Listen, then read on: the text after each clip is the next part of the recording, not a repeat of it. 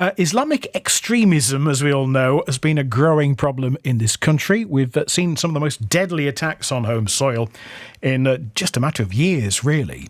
Well, a new initiative has been launched locally to help tackle Islamic radicalisation.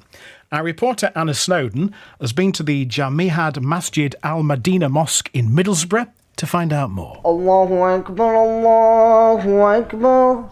Allahu Akbar, Allah. My name is Ifti Rafiq. I'm the founder and managing director of the Harmony Initiative. The Harmony Initiative is a grassroots project which aims to help the government defeat Islamic extremism in Britain. According to the government, 90% of referrals that are being made by professionals to the police are leading to no further action being taken. Our primary focus is on making the prevention strategy more effective. So we're developing a training programme and animations which will explain what is moderate Islam, how it differs from radical Islam, and how moderate Islam is compatible with British values. We're targeting this mainly at professionals, with the idea is to empower them.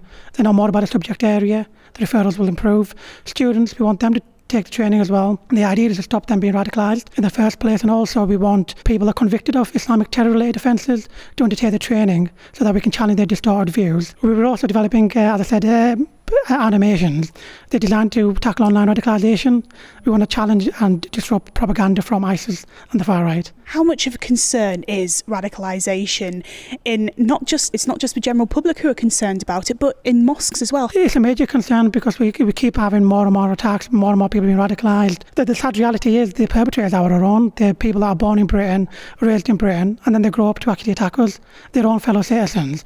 Through the Harmony Initiative, we want to actually help identify and de-radicalise these individuals. The issue is that a lot of these radical elements within the Muslim community, they have a distorted view on Islam. They've been told by their people who are radicalising them that Islam is all about violence, but it isn't. It's about compassion, it's about tolerance, and it's about actually benefiting the country that you're living in. The idea is that through education, we want to plant a seed of love in their mind rather than a seed of hatred, which is what likes of ISIS are planting in their mind. How difficult do you think that's going to be with some individuals who, may be radicalised for so long, but it might be quite difficult to get them back on that path? I think the issue is that they're following one extreme brand of Islam, and it's almost as though they don't know there's another part, another brand of Islam that the vast majority of us follow in the world. What we want to do is to say to them, look, if you want to talk to me on the Twitter or wherever, more than happy to do that. I've had regular contact with the Durham Constabulary. We've shown them the work that we've done to date. They've been very supportive. We've spoken to Ron Hogg as well, who was the Durham Police and Crime Commissioner. He's very supportive of what we're doing. If you could kind of send a message to anyone who's been radicalised, or as you were saying, who's been brought up with this negative view of Islam, what would you say to them? What's kind of like the first step in talking to them about it?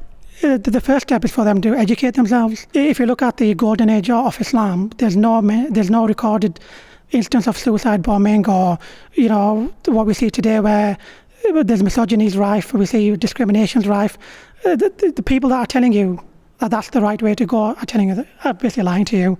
Why is it that the vast majority of scholars in the Muslim world don't actually support ISIS or support a radical brand of Islam, but they always talk about being inclusiveness, about being tolerant and compassionate?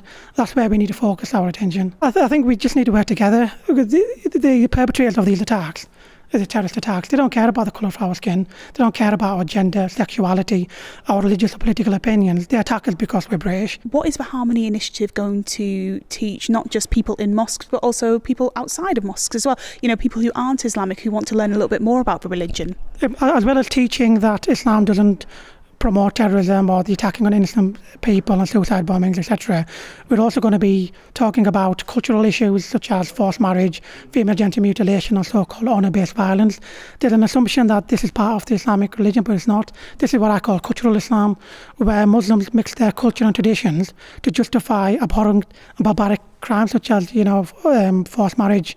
What we're going to make clear is not only is this against the law in Britain, but it goes against the teachings of the Islamic religion. Now, as a Harmony Initiative, is it just local to the North East, or is it going to be all over the UK? It's going to be national to start off with, and we're hoping with government support to turn into a global project, because this issue with terrorism, extremism is a global issue and it needs a global solution. We need to work together, all of us.